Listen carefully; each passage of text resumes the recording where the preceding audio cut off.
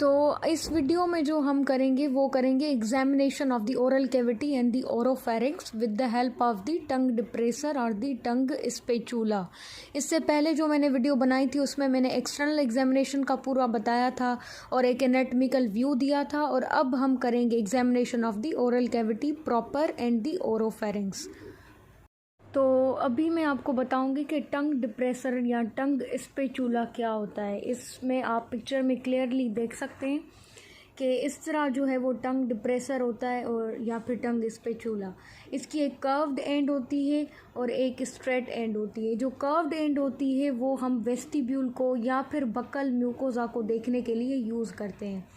तो make sure कि आपको अच्छी तरीके से याद हो कि जब कमांड मिले तो एग्जामिन द वेस्टिब्यूल तो आपको ये वाली एंड यूज़ करनी है, and to examine the oral cavity proper तो ये वाली एंड यूज़ करनी है। दूसरी अहम बात कि इस टंग डिप्रेसर को जब आप होल्ड करते हैं तो आपको किस हैंड में होल्ड करना है, तो आपको इनएक्टिव हैंड में या नॉन डोमिनेंट हैंड में होल्ड करना है। अब इसका मतलब क्या है कि अगर मैं राइट हैंडेड पर्सन हूँ तो मेरा इनएक्टिव हैंड कौन सा होगा, लेफ़्ट हैंड, तो मैं लेफ़्ट हैंड में उसको होल्ड करूँगी। और अगर मैं लेफ्टी हूँ तो मैं राइट हैंड में होल्ड करूँगी। इस चीज़ का आपको ख़ास ख्याल रखना है। तीसरी बात, इसको कहाँ तक इंसर्ट करना है। इसको इंसर्ट करना होता है anterior 2/3 of the oral cavity तक, जहाँ पे वी शेप्ड सल्का होता है। ये सारे वो क्वेश्चन हैं जो कि एग्जामिनर आपसे पूछता है, इसलिए मैं डिटेल बता रही हूँ। ये हर एक पॉइंट पे यानी इस एक इंस्ट्रूमेंट पे आपसे 5-6 सवाल होते हैं। तो कहाँ तक आप इंसर्ट करेंगे, एंटीरियर 2/3। फिर फर्दर आपसे एग्जामिनर पूछेगा कि स्ट्रक्चरली बताएं कहाँ तक, तो वो है वी शेप्ड सल्काए, जहाँ पे सर्कमवेलेट पेपिलाए होते हैं। एंटीरियर 2/3 तक ही कम कर सकते हैं। अगर हम पोस्टीरियर में करेंगे तो गैग रिफ्लेक्स हो सकता है, पेशेंट इरिटेट हो सकता है।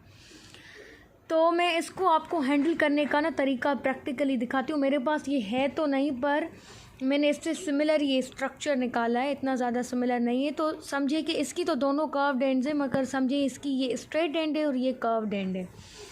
जब हम पेशेंट के इंसर्ट कर रहे हैं तो हम लेफ़्ट हैंड में इसको होल्ड करेंगे। लेफ़्ट हैंड में होल्ड करने का तरीका ये है कि hold it in between the index and the thumb finger. Index and thumb finger से आपने होल्ड किया। होल्ड करने के बाद जो आपकी मिडिल फिंगर होगी वो पेशेंट के चिन पे होगी, वो चिन को सपोर्ट करने के लिए, और जो रिंग एंड लिटिल फिंगर है ये for the movement of the tongue depressor. ये क्वेश्चन आपसे होता है, एग्जामिनर पूछता है कि आपकी जो सारी उंगलियां हैं इनका फंक्शन क्या है जब आप टंग डिप्रेसर को होल्ड कर रहे हैं। तो आप कहेंगे सर कि हमें इसको होल्ड करना है इंडेक्स एंड थंब फिंगर में, और मिडिल फिंगर से जो है वो पेशेंट की चिन को सपोर्ट करना है, और रिंग और लिटिल फिंगर से इसको मूव करवाना है टंग डिप्रेसर को। बिल्कुल इसी तरह आप होल्ड करेंगे। तो हर एक फिंगर का अपना काम है, एंड मेक श्योर कि आप होल्ड करें इनएक्टिव हैंड में। अगर राइट हैंडेड हैं तो लेफ़्ट हैंड में होल्ड करके देखें। क्यों हम इनएक्टिव हैंड में होल्ड करते हैं, ताकि जो हमारा राइट हैंड है यानी जो एक्टिव हैंड है वो फ्री रहे। जैसे मैंने टंग को डिप्रेस किया, मुझे कोई भी प्रोसीजर करना है तो वो मैं राइट हैंड से फ्रीली कर सकूं। तो कौन से रीजन्स हैं या फिर कौन से ओरल कैविटी के स्ट्रक्चर्स हैं, पार्ट्स हैं या फिर ओरोफेरिंक्स के, जो कि हम इस एग्जामिनेशन में देख सकते हैं। तो वो है चीक्स, वेस्टिब्यूल। वेस्टिब्यूल मैंने बताया था पहले, इसको पहली वीडियो में एक्सप्लेन किया था कि वो एरिया होता है जो कि in between lips, cheeks, gums and teeth होता है। उसके बाद गम्स हो गए, टीथ, पिलर्स हो गए, टॉन्सिल्स हो गए। उसके अलावा posterior pharyngeal wall, dorsum of the tongue, under surface of the tongue and the floor of the mouth. तो ये सारी चीज़ें आपको एग्जामिन करनी होती हैं।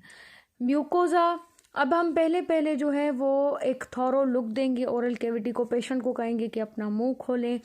अब सबसे पहले जब आप टंग डिप्रेसर से जो है वो एग्जामिनेशन स्टार्ट कर रहे हैं, सबसे पहले आपको पता होना चाहिए कि टंग डिप्रेसर को होल्ड कैसे करना है। मैंने पहले बहुत डिटेल में एक्सप्लेन किया है, फिर से मैं रिपीट करती हूँ कि in between the thumb and the index finger, और कौन से हैंड में आप होल्ड करेंगे, इनएक्टिव हैंड में। अभी देखिए मेरा लेफ़्ट हैंड है तो मैंने लेफ़्ट हैंड में इसको होल्ड किया है। उसके बाद इस मिडिल फिंगर से जो है आप जब अंदर डालेंगे तो चिन को सपोर्ट करेंगे, और रिंग और लिटिल फिंगर से इसकी मोबिलिटी को। तो अभी ये जो है वो स्टरलाइज्ड है। तो सबसे पहले मैं पेशेंट को कहूँगी कि आप अपना मुंह खोलें बेटा, मुंह खोलें, बड़ा सारा मुंह खोलें। अब सबसे पहले आप एक थॉरो लुक देंगे।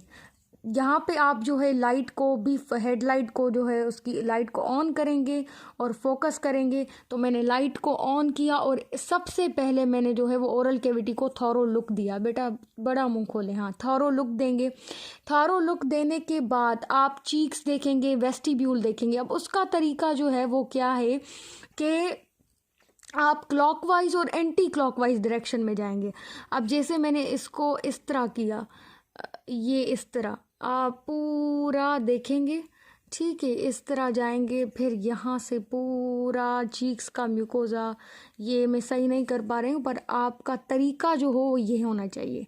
फिर यहाँ से clockwise and anti clockwise direction में पूरा देखेंगे। तो ये मैंने क्या चेक किया, वेस्टिब्यूल चेक किया और उसके अलावा मैंने म्यूकोजा चेक किया। अब म्यूकोजा में आप देखेंगे कि कोई जो है वो कलर चेंज या कोई पिगमेंटेशन तो नहीं है, या उसके अलावा वेजाइकल्स, स्वेलिंग, ग्रोथ या कोई रेज्ड एरिया तो आपको नज़र नहीं आ रहा जो कि नॉर्मली प्रेजेंट नहीं होता। तो ये सारी चीज़ें आप म्यूकोजा में देखेंगे। और जो दूसरी बात ये है कि आपको यहाँ पे नोटिस करनी है opening of the parotid duct. Parotid duct या एक्सटेंशंस जो डक्ट होती है उसकी आपको ओपनिंग देखनी होती है, जो कि होती है just opposite of the second molar tooth. तो वो ओपनिंग भी आप देखते हैं। कभी कभी उसमें जो है पैरोटिड ग्लैंड में सॉइलिंग हो जाती है जिसको साइला डेनाइटस कहते हैं। तो उस चीज़ को भी देखने के लिए उस पैथोलॉजी में आपको वहाँ पे एग्जामिनेशन करनी पड़ती है।